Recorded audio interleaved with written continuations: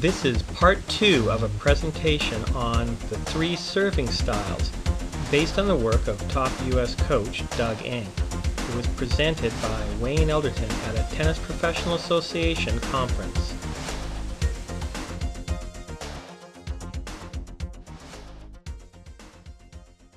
Typically, as coaches, rather than asking the question, what do people need to learn, we typically ask the question, what do I need to teach? Which is actually not the best question. Because when you say, what do I need to teach, you start to fall back on things like, well, this is how I was taught how to serve.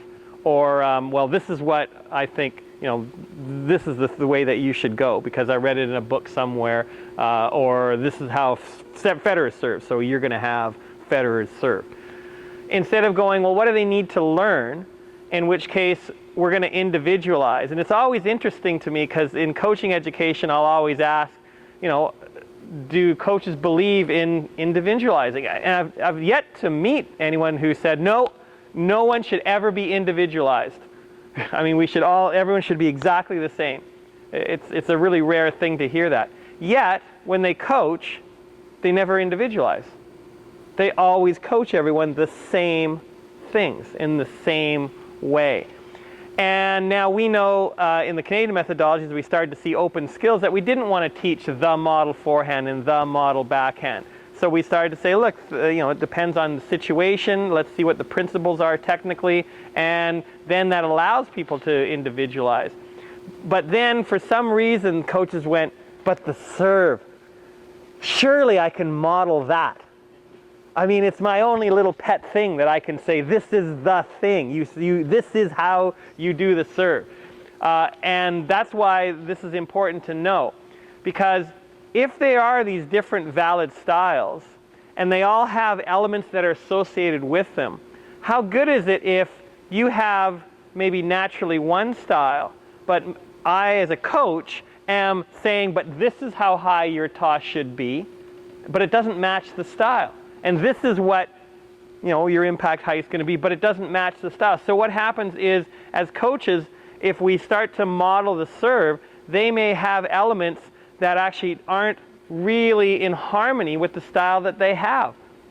And then there's going to be problems because, no, everyone should toss it way out front. Well, again, the styles may be different. So it's like I have a style that it's really conducive to, hit it more here instead of out front, but then my coach tells me to hit it out front, and that's just going to cause problems. So if we understand the styles, and we understand the constellation of elements around them, we can help people to actually develop the serves, their serves, instead of you giving them your serve, or you imposing that. So interesting when you're looking at players and seeing how they're developing. So Sharapova, Larry mentioned her. She actually started with staggered, and she was one of the better servers when she came on the scene. Then she had a shoulder injury, and for whatever reason, she went to abbreviated. But the problem is when she went to abbreviated, she had all the other constellation of elements were still staggered, the height of the toss and where her impact was and all those things. So it just messed her up. I mean, her serve went to crap, just because those things were not matched together. I think maybe the logic was, well, if you do the abbreviated, you're going to save your shoulder a bit. But if all the other elements weren't changed, just changing the style does more harm than good. And funny enough, she's moving back to her staggered now. And the interesting thing also, for the women, the number one serving style predominantly for the women is a staggered with a pinpoint. Staggered with a pinpoint stance. And you're kind of thinking about it and you go, oh, that makes a little bit of sense because there's more flatter deliveries required. So there's some advantages to that when you have that staggered stance. Also, Nadal was interesting. When he came on the scene, he was abbreviated. But over the course of the years, he's actually moving to more of a classic in order to improve his serve. Except they are changing all the pieces of the elements, and it's actually kind of helping him. So it's really kind of interesting to see, even in the pros, you see these different style things going on. Let's just watch a few little kitties and kind of go, okay, if we watch, do you see maybe some tendencies? Now, this little guy is a starting red player. He's going to do everything wrong that Simon talked about. But let's see, do you see some of those starting tendencies? Okay, so what are you gonna? What's he kind of leaning into? Yeah, he's leaning into a classic, right? Okay, now let's take a look at this orange player. What's that? Interesting.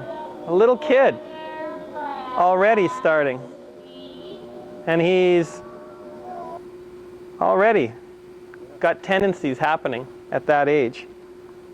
Okay.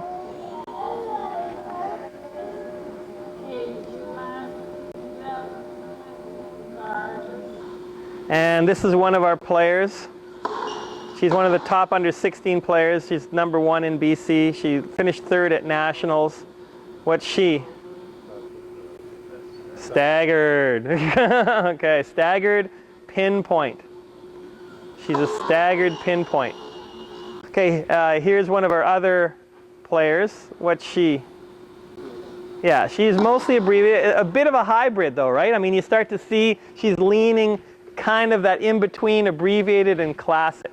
The message for us is you're doing your players a disservice if you go, this is the serve, and usually it's the classic one that the coaches are fixated on, and you impose it onto someone who maybe has tendencies that it might actually be better if they had their own style. Just for developed. Resources, Tennis Professional Association, if you should be a member. I mean, if you're not a member, you're not active in your certification anyway, so you kind of have to be. But I really do suggest that if you are at the instructor level and you haven't got the upgraded membership, just for what I'm going to say alone is worth it. The access, and you can see how helpful it is to have these pro videos. Well, the two big sources for the pro videos are tennisplayer.net and Tennis One. Through your TPA, you can get tennisplayer.net if you go for the upgraded TPA, which is the $80. So even if you're Coach 2, you're automatically there, but you can choose to get the upgraded services at that level as well. Then you get access to tennisplayer.net. If you're paying for tennisplayer.net, it's $100. But you've got this $80 membership that allows you access. And then with our partnership with the PTR, you also get the Tennis One access as well, which would be $50 if you bought that. And then you can also get iCoach, which is the ITF. That's part of the membership that you get access, and that would cost $100. So that's $250 of website membership fees every year that you get for $80 if you're a TPA member. So just for that alone, it's a really good idea to go for the upgrade. And then, like I said, you can see all the different elements that go on.